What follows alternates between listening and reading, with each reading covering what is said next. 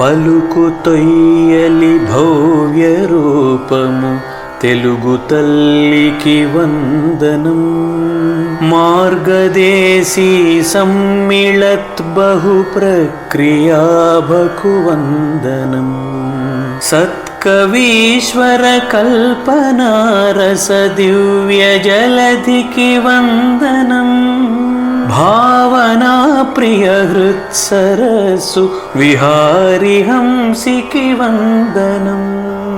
భావనా ప్రియ హృత్సరస్సు విహారి హంసికి వందనం. భావనా ప్రియ హృత్సరస్సు విహారి హంసికి వందనం. కార్యక్రమంలో సాహిత్య ప్రసంగం చేయడానికి డాక్టర్ దామెర సూర్యారావు గారు ఏం చేశారు. వీరు శ్రీకాకుళం జిల్లాలోని రాజంలో జన్మించారు. వైజాగ్లోని బీవీకే కళాశాల తెలుగు శాఖాధిపతిగా పదవి విరమణ చేశారు. వీరి రచనలు చాలా ఉన్నాయి.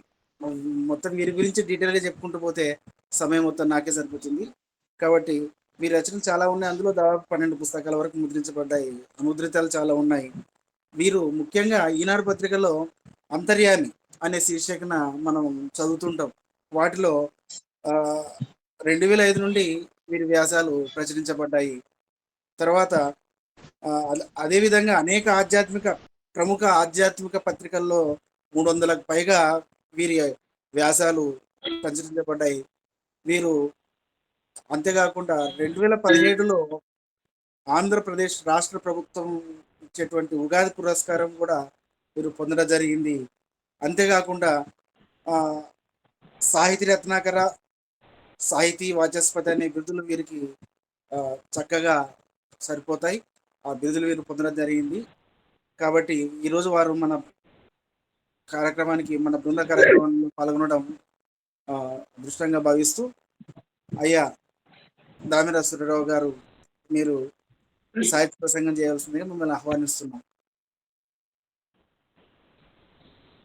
భావనా ప్రియ సాహిత్య బృందం వారికి నమస్కారం. జయంతి కవీశ్వర నాస్తి యశాం యశక్కాయే జరామరణం భయం. ఇవాళ తెనాలి రామకృష్ణ కవి పాండురంగ మహత్యం కావ్యం రచనా శిల్పం మీద మాట్లాడుకుంటున్నాం. తెలుగు సాహిత్య చరిత్రలో శ్రీకృష్ణదేవరాయల కాలాన్ని ప్రబంధయుగం అంటాం. అంటే ప్రబంధాల పంట పండింది. ఆ క్షేత్రంలో రామకృష్ణుడి పాండురంగ మహత్యం ఒక మధుర ఫలం. తెలుగులో పంచకావ్యాల యొక్క సాహిత్య సంపద. ఆ పంచకావ్యాల్లో ఈ పాండురంగ మహత్యం కూడా ఒకటి. మరు చరిత్ర, చరిత్ర, ఆముక్త మాల్యద, పాండురంగ మహాత్యం, శృంగార నైషధం, ఇంటిని కూడా పంచకావ్యాలుగా మనం పరిగణిస్తాం. తెలుగులో పద్య రచన చక్రవర్తి గారు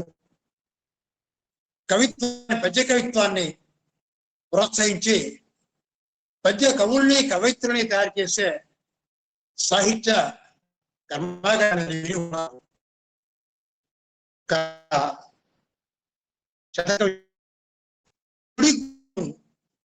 నీ పూడును మనమును కిలమవు చెడలది పద్యం ఎడమల కీర్తికరణ కుంభల అని.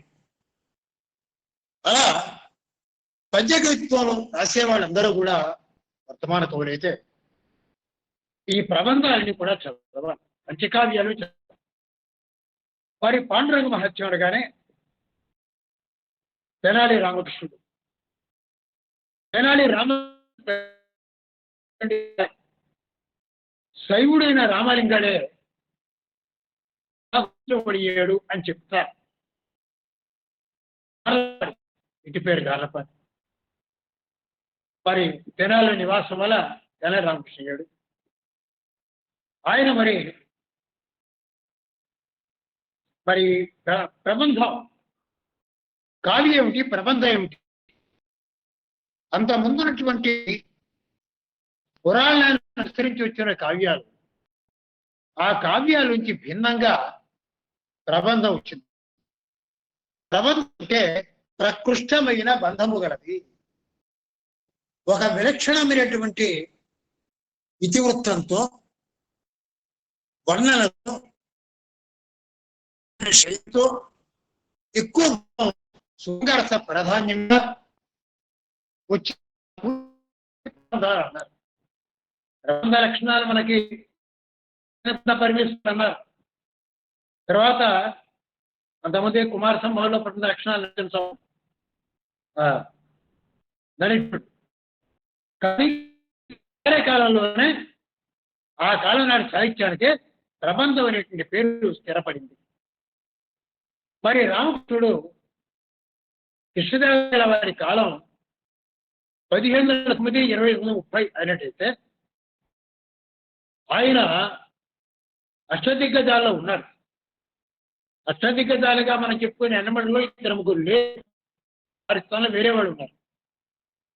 రామకృష్ణుడు 1525 ప్రాంతంలో పెద్దనాదుల కాస్త చిన్న వయసు వాడై ఉండి రాయల వారి కాలంలో ఉన్నాడని చెప్పేసి చారిత్రక పరిశోధకులు చెప్తూ ఉన్నారు.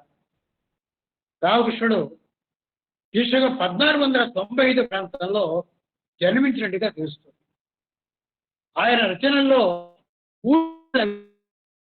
ఉద్భటారాధ్య చరిత్ర, ఆయన శైవుడుగా రామలింగుడుగా ఉన్న రోజుల్లో అది రచించి ఉండవచ్చు. తర్వాత పాండురంగ మహాత్యం, తర్వాత ఘటికాచల మహాత్యం. పాండురంగ మహాత్యం మనకి క్షేత్ర మహాత్యం.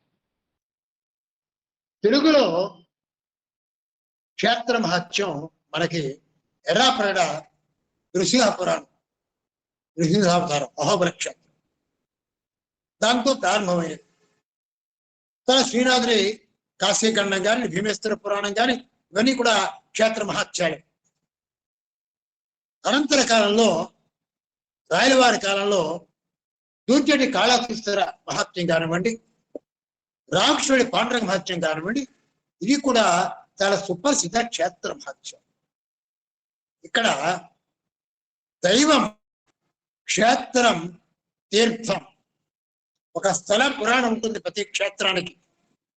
ఆ స్థల పురాణం ఆధారంగా ఆ క్షేత్ర మహాత్యాన్ని గొప్ప వర్ణనలతో, ఇతివృత్త నిర్వహణతో, అద్భుతమైన రచనా శిల్పంతో కవులు కావ్యంగా, ప్రబంధంగా తీర్చిదిద్దుతారు. అలా వచ్చినదే మన పాండురంగ మహాత్యం.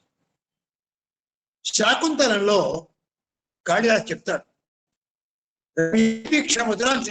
శబ్దాన్, అందులో ఆఖరి భావస్థిరాన్ని జనాంతర స్వపుడుగా అని.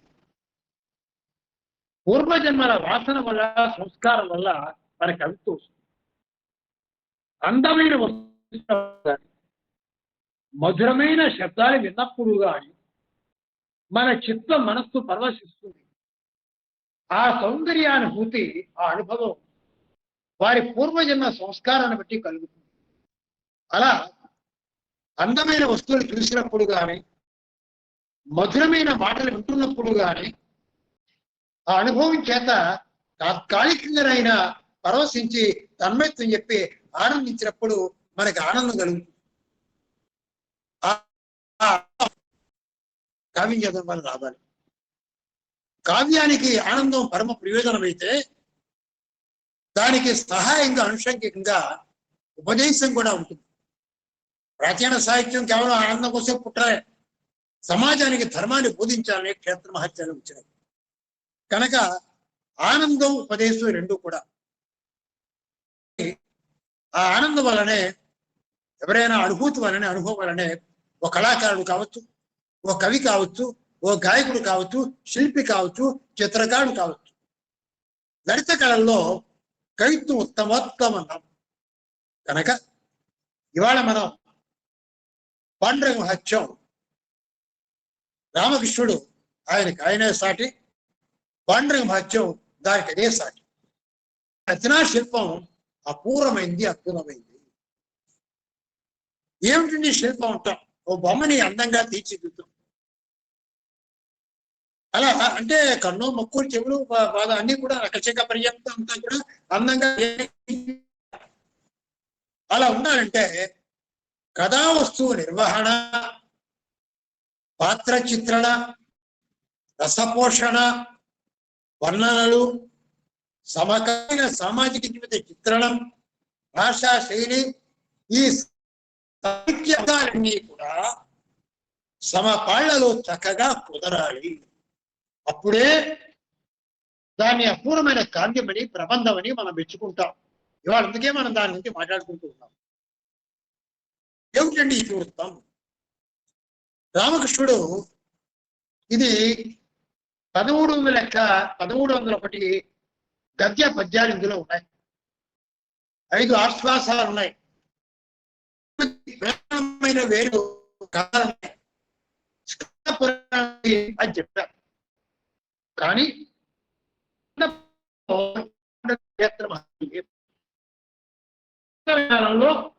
స్కందోత్తర పురాణం ఉన్నది.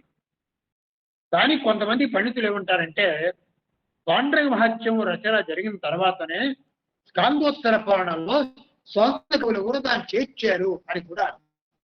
సరే, ఏదేమైనప్పటికీ కూడా ఇందులో 5 ఆశ్వాసాలు ఉన్నాయి.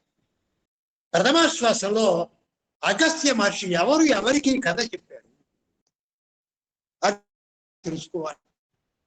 అగస్త్య మహర్షి కుమారస్వామిని అడిగాడు, ఒక గొప్ప క్షేత్ర మహత్యాన్ని గురించి చెప్పమని. ఏ క్షేత్రాన్ని తెలుసుకుంటే సకల పాపాలు హరించిపోతాయో ఆ క్షేత్రాన్ని గురించి చెప్పన్నాడు. అప్పుడు కుమారస్వామి, నాకు కూడా అంత వివరంగా తెలియదు, మా తండ్రిని అడుగుతా అన్నాడు. ఇద్దరు మరి కొందరు ముళ్ళు కూడా వెళ్ళి కైలాసంలో ఉన్న శివుణ్ణి ఆశ్రయించారు. అక్కడే ఆ ఉద్యానవనంలో ఉన్నటువంటి పార్వతీదేవి కూడా అదే మాట అడిగింది. వీళ్ళందరి కోరిక మీద శివుడు అగస్త్యుడికి, పార్వతికి, కుమారస్వామికి ఈ పాండురంగ మహత్యాన్ని పుండరీక క్షేత్ర ప్రశస్తిని చెప్పాడు. అది ఆశ్వాసం.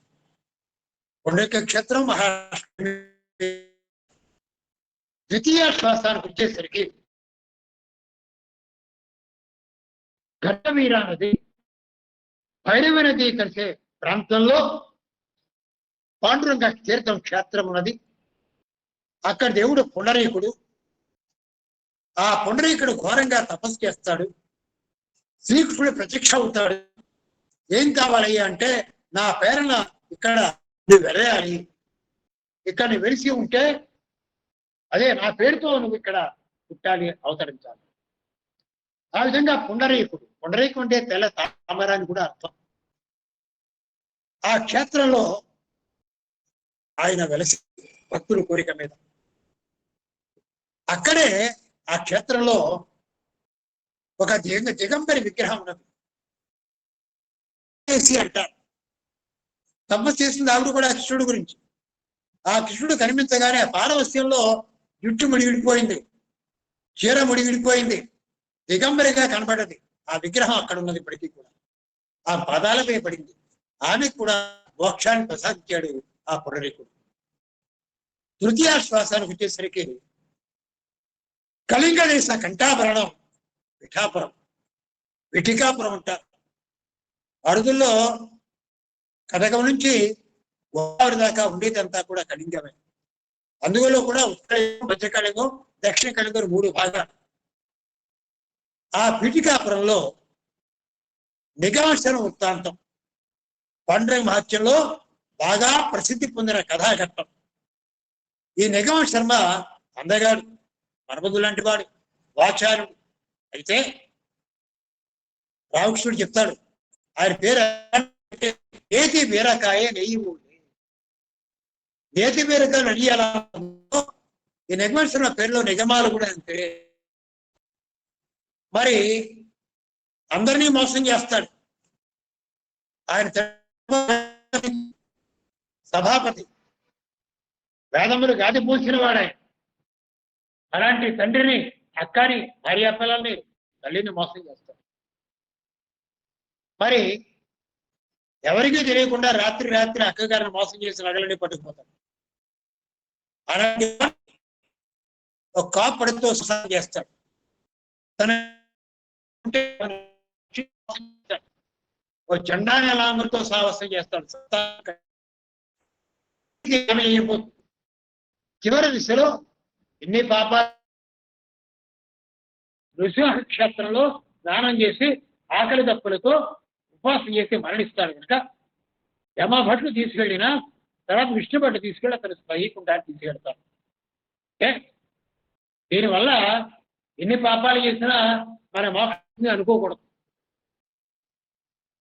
అంటే చివరి దశలో అయినా సరే భగవడం, మోక్షాన్ని కోరుకోవడం, దైవాన్ని ప్రార్థించడం, ఉపవాసం చేయడం, పవిత్రంగా స్నానం చేయడం, వాటి వల్ల కలిగే ఫలితాన్ని చెప్పడమే క్షేత్ర మహత్యం.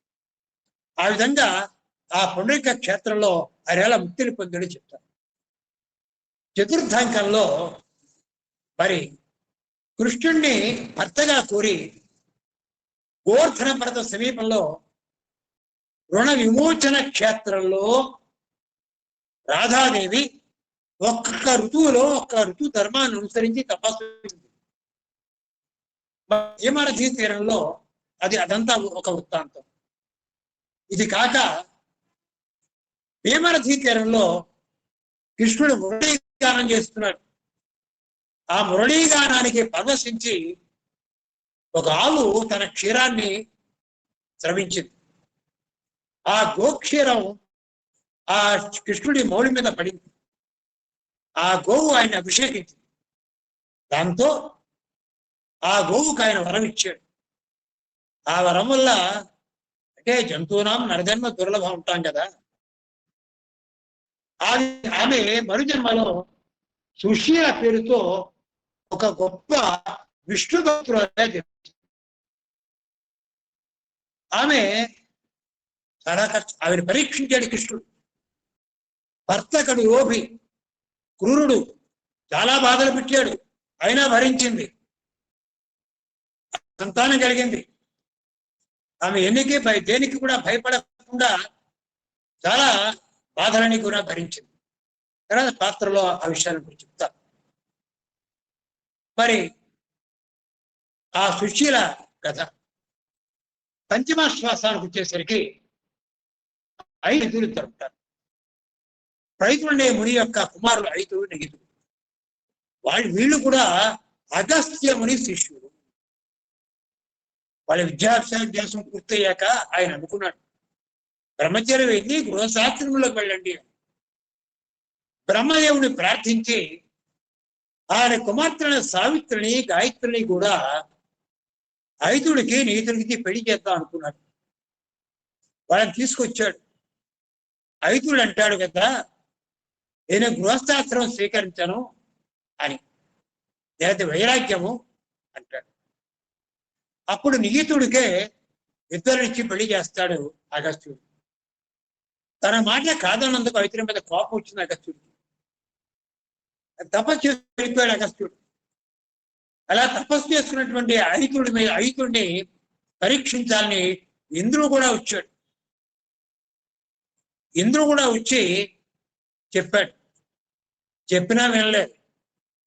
అప్పుడు ఇంద్రుడు ఆయన పరీక్షిద్దామని ఆగ్రహించి కామధేను విడిచిపెట్టి వెళ్ళిపో. పాపం మునిగా ఉన్నాడు కదా, దేవస్థానం చేస్తాడు.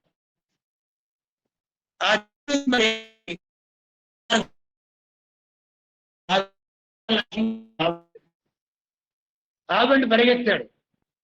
వాధూరుడని ముని తపస్సు చేస్తున్నాడు. ఆ ముని చుట్టూ పుట్ట ఉన్నది. అక్కడ వెళ్ళి పుట్ట తొక్కేశాడు. ముని కోపం వచ్చింది, నువ్వు కప్ప అయిపోని శపించాడు. మళ్ళీ ప్రార్థించాడు. ఏమిటని ముని నిజరూపం ఈయన ఏమిటో అంతా తెలుసుకొని, ఈయన కూడా తపస్సు తెలుసుకొని, నీకు మరి వివాహం అవుతుంది, సంతానం నీ శాప. ఆ తర్వాత ఆయన కప్పగా మారాడు. ఆ జీవితంలో ఆయన పేరు హరిదాస్, హరిభక్తులే కదా, హరిదాస్ అనే కప్పగా మారాడు. ఒక చోట రాజకుమార్తె ఉన్నది. ఆవిడ కప్పలంటే భయపడే ఒక బ్రహ్మచారిని చూసి కప్పని తీసి అతని మీద విసిరి, ఆయన భయపడి నువ్వు ఆడు కప్పగా మారిపోతాను, ఊరు చెలికత్తలు అన్నాడు. వీళ్ళందరూ ఆడు కప్పలుగా మారిపోయి ఈ మగ కప్పగా మన ఐదుని చుట్టూ తిరిగారు. అలా వాళ్ళ మధ్య సమాగమం జరిగి సంతానం కలిగింది. అప్పుడు ఆయన ఇలా పాండవ మహాత్యంలో దిగమేశ్వర వృత్తాంతం కానీ, సుశీల కథ కానీ, వైతరీతోపాఖ్యానం కానీ, ఇంకా మరికొన్ని ఉన్నాయి. 3 ప్రధానమైన 9 కథలు ఇందులో ఉన్నాయి. అయితే రామకృష్ణుడి కథాకథన శిల్పం అంతా ఎక్కడుంది, ఏది ఎంత అవసరమో అంతే వర్ణిస్తాడు. కొన్ని విషయాలు నేరుగా అక్కడ చెప్పడు, తర్వాత ఎక్కడో చెప్తాడు, ఎక్కడో ముడి పెడతాడు. అది ఆయన కథన శిల్పం చాలా గొప్పది. నిగమ శర్మ కథ చూస్తే నిగమ శర్మ తండ్రి గురించి చెప్పాడు. నిగమ శర్మ బాల్యం కానీ, ఉపనయనం కానీ, వివాహం కానీ ఏవీ చెప్పే. కీలక నామదులు లాంటి వాడు అన్నాడు, వనిత మానస సూన సాయకుడు అన్నాడు.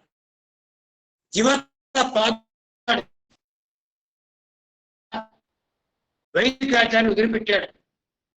తాత ముత్తాతల సొమ్మత్తడి తీసుకెళ్లి వేస్తే కథ ఖర్చు పెడుతూ ఉంటాడు. గురుజనాల శిక్షణ గురుజనుల దగ్గర చదివేశాడు. ఇలా ఎక్కడ తెనాలి రామకృష్ణుడు ఎక్కడ కూడా మధ్యలో దళితుల ప్రస్తావన ఏది తేలే. కానీ ఉన్నట్టుండి అక్కని తీసుకొచ్చాడు. అక్కగారి పేరు చెప్పలే, పేరు లేని గొప్ప పాత్ర. ఆ విధంగా ఆయన వచ్చిన తర్వాత మళ్ళీ భార్య పెళ్ళయిందని చెప్పలే, భార్య ఉందని చెప్పాడు. అక్కగారి సూచన ప్రకారం ఆవిడ కాళ్ళు కడిగింది. ఆ పైదులే ప్రాణేశ్వరి శ్రీపాదదేము కడిగిన, ఇలా చెప్పాడు. అక్కగారి గురించి చెప్తూ పుట్టిల్లు చక్కదిద్దరానికి వచ్చి భర్త పిల్లలతో వచ్చిందన్నాడు. భర్త పేరు చెప్పలేదు. ఆ భర్త ఎలాంటి వాడంటే అగస్త్య భరత, అగస్త్యుడు సోదరుడే కానీ పేరు ఉండదు. నిగమ శర్మ అక్క ఆవిడ. నిగమ శర్మ అక్కగారు మూడే. కొంతమందిని పలా వాళ్ళు మూడు అంటారే, అలాంటి వాడు అనమాట. అలాంటి నిగమ శర్మ అక్క పేరు లేదు. నిగమ శర్మ అక్కకి ముగుడి. ఆయన గ్రంథాలను అప్పచెప్పింది. పశువులు వాళ్ళని పెంచి జాగ్రత్తగా ఆవులు వాటిని చూడమన్నది. కోశాగారిని చక్కదిద్దింది. అంటే పుట్టినింటి బాధ్యత తీసుకుని ఇంటినంతా చక్కదిద్దింది. అదంతా ఒకటి పద్యాలో చెప్పేశారు. కుమార్ తల్లి తమ్ముడు రాగానే అడిగింది, ఏమైనా మా ఊరు రావడం మానేశావు? ప్రారంభించిన వేదపాఠం ప్రత్యూహ బాగుంటున్నావు. వాడే వేదాలు ఎవరు ఏమీ లేదు. నువ్వు చదువుతున్న వేదపాఠానికి ఆటంకం కలుగుతుందిరా. నీ రాక కోసం మరి కరువుల కోసం తిరిగి చంద్రులాగా మేము చూస్తాను. మీ బావగారు కూడా రాగాయ తమ్ముని విధులు నిలబెట్టి మందలించలే, తీసుకొచ్చింది, భోజనం పెట్టింది, తలంతా చిక్కు తీసింది, పేరు తిదివింది, తర్వాత జాగ్రత్తగా మందలించింది. అది ఆవిడ పాత్ర. అలా నిగమశృంగోపాఖ్యానం అనేది పాండవ మధ్యలో తెనాలి రామకృష్ణుడి కథాశిల్పానికి గొప్ప విషయం. నిగమశృంగ బాధలు పడుతున్నప్పుడు నృసింహక్షేత్రంలో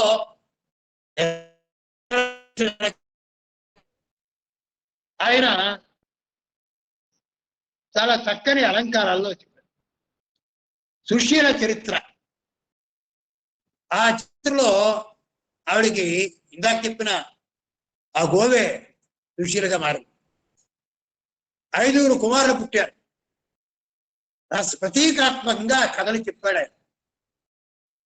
కాకి తమో గుణం, కాకి హంస రజోగుణం, చిలక సత్వగుణం, ఇది కాక పాము తేనెటీగా ఉన్నాయి. ఇక్కడ మరి కొన్ని ద్వంద్వాలు ఉంటాయి. ఏమిటి ద్వంద్వాలంటే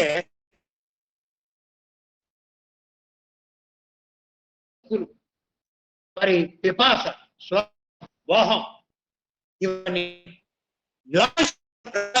వాటిని అన్వయించాడు. కానీ ఏమిటంటే జరామరణాలు స్థూల శరీరానికి, శోకమాడు కారణ శరీరానికి మరి పాండవ మహత్యంలో ప్రధానమైన కథంతా పుండరీకుడి కథ. కాశీక్షేత్ర వర్ణం అంటే పురవర్ణంతోనే ప్రబంధాలు ప్రారంభమవుతాయి. కాశీక్షేత్ర వర్ణంతోనే ప్రారంభమవుతుంది. మరి విశ్వేశ్వరుడు, జ్యోతిర్లింగం, విశ్వతరత్ని ఇష్టమైన పద్యం ఇక్కడ రాశాడు. మన పాత్రకు వస్తే ఏ పాత్ర ఎంతవరకు చెప్పాలో అంతవరకు చాలా చక్కగా చెప్పాడు. పాండురంగడు అన్ని కావ్యాల్లో ఉంటాడు, అన్ని ప్రబంధం, అన్ని కావ్యం, అన్ని కథలో కనిపిస్తాడు. పూసల్లో దారంలాగా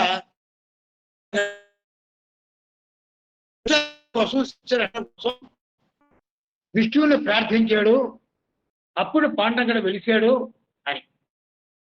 అలాగే బ్రహ్మదేవుడు సృష్టించిన శక్తి రాధ,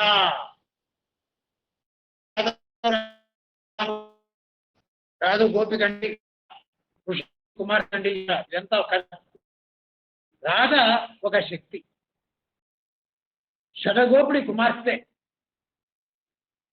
అలా పుండరీకుడి గురించి చెప్తూ పుండరీకుడు ఎలాంటి వాడు అంటే జలచీమల నేని త్రొక్కడు, సంపదకి ఏవి కృంగిపోడు, వాళ్ళ స్త్రీలను కన్నెత్తి చూడడు. నిగమ శర్మల గురించి చెప్తూ ఇచ్చా విహారవర్తి, దుర్విదగ్ధుడు, గౌరవదూరుడు అంటాడు. ఇక్కడ కవి చెప్తాడండి నిగమశర్మ ఉపాఖ్యానంలో, ఆఖరికి అడవులో కడతాడు, ఇంట్లో పట్టుకుపోయినవన్నీ కూడా దొంగలు దోచుకుంటారు. దొంగలు దోచుకున్నాక మరి ఏమవుతుంది, చాలా బాధలు పడ్డాడు. పువ్వులు ముడిచిన అంగాళ్ళనే అక్కడ వీడియోల కట్టెలు మోసాం. పువ్వులు అమ్మిన చోట కట్టెలమ్మని సామెత. ఏదైనా వ్యాపారమే, విధంగా పువ్వుల వ్యాపారమే, కట్టెల వ్యాపారం బాగుండొచ్చు, కానీ మనకి జాతీయం. ఆ జాతీయ అనే పద్యంలో ఇమిడ్చాడు. మరి నిగమశర్మ అక్కగారు, ఇందా చెప్పాను, అనామిక పేరు లేని పాత్ర. ఆవిడ ఎన్నో విధాలుగా తమ్ముడిని చక్కగా ప్రయత్నం చేసింది. ఆమె నమ్మించాడు. తేనె పూసిన కత్తి దాత్రీసురుడు అన్నాడు. నిగమశర్మ గురించి వారినట్టుగా నమ్మించాడు. రాజాలయంలో రాకపోకలు తండ్రి పట్టు ఉతికేవాడు, మారిపోయాడు అనుకుంది. కానీ చివరిలో చెప్తాడు తేనె పూసిన కత్తి దాత్రీసురుడు అని. అక్కగారు తమ్ముడిని చక్కదిద్దాను కదా అనుకుంది, కానీ వాడు మోసం చేసి అంగే పడిపోయాడు. అందరూ ఏడ్చారు, నాది ఏ వస్తువు పోయింది, ఆ వస్తువు పోయిందని. అక్కగారు ఎందుకు ఏడవాలి, నా శ్రమంతా వ్యర్థమైంది కదా, నా తమ్ముడు నన్ను మోసం చేశాడు అని ఏడవాలి. కానీ రాళ్లపల్లి వారినట్టు పరిహాసానికి కవి దేనికైనా పాత్రమే. ఆవిడ నా ముత్యాలు పోయిందని ఏడ్చింది. వేదాల తిరువంగళాచార్య గారు అంటారు, ఆయన సమర్థ అలా ఏడవడం తప్పు కాదు, అది బాధ ఉంటుంది. ముఖ్యన ముక్కు పడికే సౌభాగ్య చిహ్నవది. మరి అవి ముత్తైదు అన్నాగా 5 ఉంటాయి కదా మంగళసూత్రం అని కూడా. ఆ ముక్కెర పోవడం సౌభాగ్య చిహ్నవది, అందుకని ఆవిడ భయపడింది, బాధపడింది, అందుకు ఏడ్చింది అన్నాడు. అలా నిగమశర్మ అక్క పాత్ర, సుశీల పాత్ర, గొప్ప గృహలక్ష్మి. ఆయన చాలా ఇంటికి దీపాలు ఉంటావు, అలాంటి ఇల్లాలు పిల్లలు చక్కగా పెంచింది. అసలు కళ్యాణ గుణశీల, భర్త ఎన్ని కష్టాలు పెట్టిన కొడుకుని జ్ఞానం ఏమిటో వైరాగ్యం ఏమిటో బోధించింది. భర్త ఏమో కఠినాత్ముడు, భార్యకు తిండి పెట్టేవాడు కాదు, నానా బాధలు పెట్టేవాడు, నాస్తికుడు. అలా కథా కథనంలో భాగంగానే చక్కని పాత్ర చిత్రణ చేశారు. ఇక రసపోషణ, మామూలుగా ప్రబంధం అంటే శృంగారం అంటారు. మహత్యం భక్తి. భక్తి రసమా అంటే కాదన్నారు. అలంకార నవరసాల భక్తి లేదు. శాంతంలో భక్తి ఒక రసంగా అంతర్లీనంగా ఉంటుందండి అన్నారు. కానీ రూపగోస్వామి కానీ మధుసూదన సరస్వతి అనేవాళ్ళు మరి భక్తి రసాన్ని ప్రతిపాదన చేశారు. నిత్య వ్యవహారంలో మనం భక్తి రసం అనే మాట వింటూ ఉంటాం కనుక భక్తి రసంగా ప్రతిపాదించారు. ఇక్కడ భక్తి రసానికి ఏమిటి స్థాయి భావం అంటే భగవత్ విరతం, భగవత్ రతి. భగవత్ రసానికి స్థాయి భావమే భగవద్ ఆరతి, భగవంతుని మీద ఉండే రతి, ఆ వ్యామోహమే, ఆ భక్తి ప్రేమే. భక్తి రసానికి ఆలంబనమైన భవన భగవంతుడే. భక్తిలో కూడా మళ్ళీ రెండు రకాల భక్తులు ఇందులో ఉన్నారు. శృంగార స్పర్శ కలిగిన భక్తి, శృంగార స్పర్శ లేని భక్తి. కొండ్రేగుడు గాని మరికొంతమంది గాని శిష్యు గాని వీళ్ళందరిది కూడా వైరాగ్యంతో జ్ఞానంతో కూడిన భక్తి. రాధ గాని గోపికలు గాని మరి ఇందాక ముక్తి గాని వీళ్ళకి శృంగార స్పర్శ కలిగినటువంటి భక్తి. అలా భక్తి రసానికి ఘట్టాలు ఇందులో మనకు ఉన్నాయి. ఇలా ఉండగా ఇక్కడ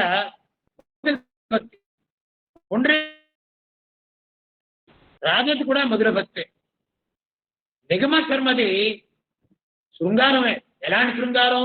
ధర్మేత్తరమైన శృంగారం, ఒక్కో చోట్ల శ్రేష్టమైన శృంగారం. దాన్ని రసాభాసం అని కూడా మనం కొన్ని చోట్ల చెప్పుకోవచ్చు. కాపు కోడలు మోసం చేశాడు, అడవిలో దొంగలు దోచుకొని దెబ్బలు కొట్టి పడేస్తే ఆవిడ నానా పరిచయలు చేసింది.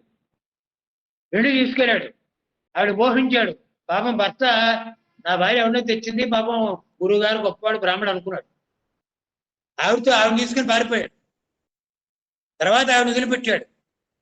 ఒక మేల్చ ఆ కిరాతకమైనతో సంసారం చేశాడు. పిల్లలు కన్నారు, వాళ్ళు చచ్చిపోయారు. అప్పుల్లో వచ్చి పుణ్యక్షేత్రానికి వెళ్ళాడు. అక్కడ సుశీల ఘట్టంలో కానీ నిగమ శర్మ అంతిమ దశలో కానీ అలాగే ఆ నగలని పట్టుపోయాక వాళ్ళ తల్లిదండ్రుల బాధ శోకించి వృద్ధభూపతి ఆ ఘట్టంలో కానీ చండాల కంద మరణలో కానీ కడుస్తూ ఉన్నది. ఇలా రసపోషణ ఉన్నది. ఇది కాకుండా శైలి వర్ణన ఈ అన్నింటిలో కూడా అద్భుతమైనటువంటి చమత్కారాలు ప్రదర్శించాడు రామకృష్ణుడు. అలసాని వాని అల్లికజికి బిగి ముక్కు తిమ్మనారి ముద్దు పలుకు పాండురంగపరి పదగుంపనము కాకుమానురాయ నీకు తగురా అన్నారు. అద్భుతంగా దశావతారణ చేశాడు. కాకుండా చక్కని పదాలు, ఎంత చమత్కారాలు, ఎన్ని పదాలు వాడాడో చూడండి.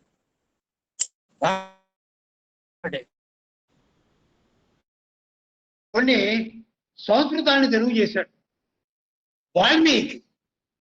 వాల్మీకి అనే సంస్కృతం పదాన్ని వాల్మీకి అంటే పొట్టనిసు అన్నాడు. పూర్వదేవతల్ని తొలుగులు అన్నాడు. వృషభ వాహనాన్ని కొమ్ము తేజులు అన్నాడు. పర్వత రాజపుత్రి అంటే మనకు అర్థమైపోతుంది. అక్ష తెలుగులో కొండ రాజూలి అన్నాడు. గట్టు రాజు పర్వత రాజపుత్రిని గట్టు రాజూలి అని కూడా అన్నాడు. అలాగే వాక్కాంత అంటే సరస్వతిని వాగ్దేవుని కూడా అంటాము. ఆమెని నొడవుల పడతూక అన్నాడు. ఇవాళ ఎవరైనా అచ్చ తెలుగులో ఏమైనా పద్యాలు రాయాలన్నా, ఇవాళ సంస్కృతం కాదండి,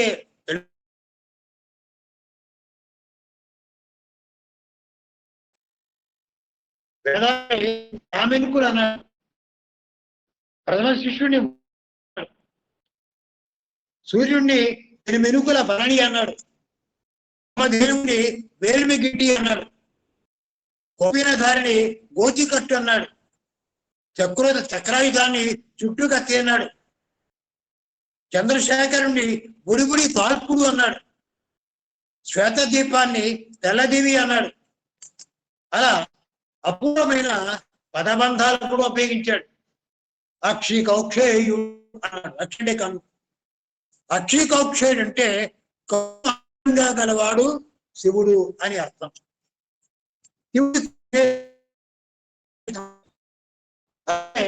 కర్ణఫలం కథక ఫలం అంటే ఇందుగా చిన్న కాయలు ఉంటాయి. అంటే చిల్లగింజలు, పెక్క చిల్లగింజలు అర్థం. అలాగే ఉత్పలం, ఉత్పలం అంటే చాతక పక్షి. అదేవిధంగా బహుఫలం, ఇంద్రధనస్సు.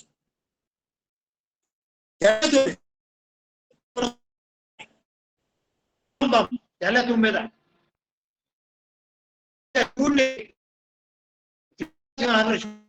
తారా విచార్థమౌళి చంద్రమౌళి, గోకర్ణ కుండలు అన్నాడు శివుణ్ణి,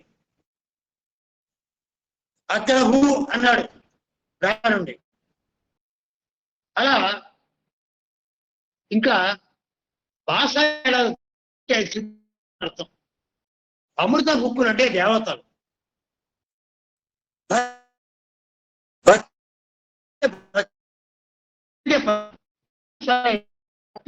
భక్తి వీడు అన్నాడు, వీడంటే పట్నం. అలాగే అంబోరు భ్రూణురాణి, అంబోరుహ భ్రూణురాణి అన్నాడు. వెన్నెలని చంద్రగోళి అన్నాడు, వెన్నెలని. త్రిశూలాన్ని తెలుగుగాస్త్ర పదాల్లో అద్భుతమైనటువంటి భాషా పరంగా మనకి చూపించాడు. చాలా స్వతంత్ర పూర్వకరించాడు. ఎన్నో వర్క్ చేసే